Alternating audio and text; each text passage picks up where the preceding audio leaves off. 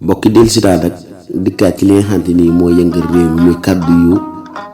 ñaaw yi nga xamante ni jëmm ji duma jaar sax ci turam ekkati na ko teg ko sunu kilifa diine yi muy kàddu koo xamante ni kàddu gu ñàkk ak taalibe la muy ñàkk a wormaal kilifa diine yi ñàkk a wormaal mag ñu baax ñi muy loo xamante ni képp ku koy defit jublu ci leneen da nga xam ne da nga yàqule ndax suñu kilifa diine yi jëf nañ fi jëf joo xamante ni xale bu ndaw bu tuuti mënu ko yàq. may waxaat nag yéen ñi nga xamante ni yéen di ay ndaw te gëm seen wasila gëm fa ngeen nekk di leen bàyyi xel ñi nga xamante ni leen génn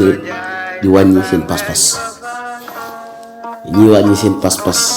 di leen ko bàyyi xel bu leen duggatee ci réseaux sociaux yi di leen xool ñuy wax lu am sens ngeen jël ko parce que yàq sa temps du dara lu topp jëmm yoo xamante ni li ñuy wax sax ñoom gëmuñu ko ñoo ngi koy wax ngir lan ngir sabotage waaye kilifa diine yi neexuñoo saboté suñu kilifa diine yi ñu am nii ñun ñooy suñu mbégte ñooy suñu tiitar ñooy suñu sag képp ku leen laal nag danañ di jël suñu kàddu ñu wax moo tax ma leen ni ñaaxaat yéen ndaw ñi di leen bàyyi xel ñi nga xam ne dañuy nekk di wax li nga xam ne dañ koy wax li ñuy wax sax du jariñ dara parce que mënut a wàññi dara kilifa diine yi ñu mel ni réseaux sociaux yi nag loolu bëri na fi léegi ñoo xam ne dañu ubbi seen compte moo xam TikTok la moo xam YouTube la toog fi ngir lan ay vie di bàyyi xel ki nga xam ne day wax lu ñaaw yow mi xam ne ab jullit nga rek gëm suñ mag ñu baax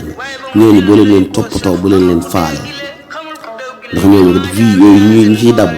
boo leen seetaan ñu am ko kon bu di jël sa temps dugg ci commentaire yi di manque de respect loolu amul njariñ te am njariñ mooy sa pas-pas nga di ko xool gëm li nga gëm kenn bañ la ko yàqal mag ñi moom ñooy mag ñi ñoo fi jëf lu kenn defu loo xam ne fii ba saa di taxaw fii ba saa fii nit ba niwal buftu bi liggéey mag ñi du raaf ndax bu ko ñeneen lee ngañ ñi am na ñoo xam ne ñoo ko gëm di ko doxal